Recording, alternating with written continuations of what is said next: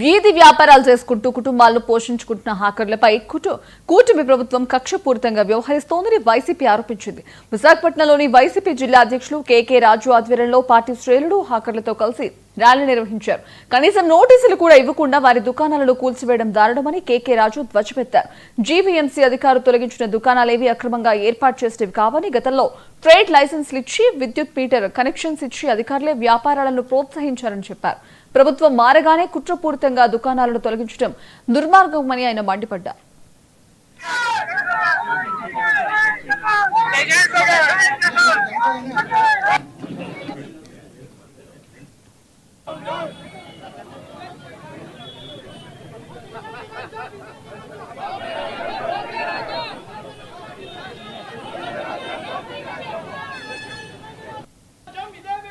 దొంగల రాజ్యం, దోపిడీ రాజ్యం.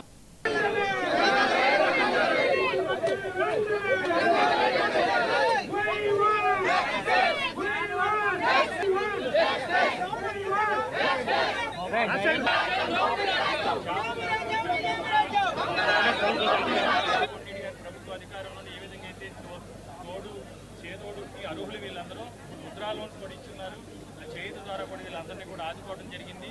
కాబట్టి తక్షణ మా యొక్క డిమాండ్ ఏంటంటే, ఏదైతే ముందస్తు సమాచారం లేకుండా విధ్వంసకర ద్వారంలో కర్కశంగా మీరు ధ్వంసం చేశారో వాటన్నిటికీ కూడా నష్టపరిహారం చెల్లించాలి. రెండోది, ఏదైతే ఆఖర్ జోన్స్లో గతంలో డిక్లేర్ చేశారో వాటిని కంటిన్యూ చేస్తూ వారందరికీ కూడా, ఈ చిరు వ్యాపారులందరికీ కూడా ప్రత్యామ్నాయం చూపించాలి. ఈ ప్రత్యామ్నాయం చూపించి వీళ్ళందరికీ కూడా నష్టపరిహారం చెల్లించే వరకు ఈ వేలాది బాధిత కుటుంబాల తరపున మేము వాళ్ళకి అండగా నిలబడతాం. ఇది ఆరంభం మాత్రమే.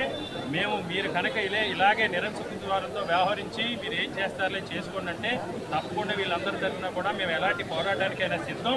వీళ్ళకి న్యాయం జరిగే వరకు కూడా ఈ ప్రభుత్వంపై పోరాటం చేస్తున్నాం. ఈ సందర్భంగా విశాఖపట్నం నగరంలో ఉన్న, ఈ జిల్లాలో ఉన్న తెలుగుదేశం పార్టీకి సంబంధించి, జనసేన పార్టీకి సంబంధించి, బీజేపీ పార్టీకి సంబంధించి ఎమ్మెల్యేలు కానీ, ఎంపీలు కానీ, మేయర్లు కానీ మేము ఒకటే ప్రశ్నిస్తున్నాం. మీరు ఈ కష్టాలు మీ కంటికి కనపడటం లేదా? ఈరోజు ఈ నగరంలో ఈ కూటమి ప్రభుత్వం అధికారంలోకి వచ్చిన తర్వాత అనేక అక్రమ నిర్మాణాలు జరుగుతూ ఉన్నాయి. పేదవాడు చేసుకునే వ్యాపారాల మీద గుడ్ల గోకల్లా పడి మీరు ఈరోజు దాడి చేసే ప్రయత్నం చేసి చాలా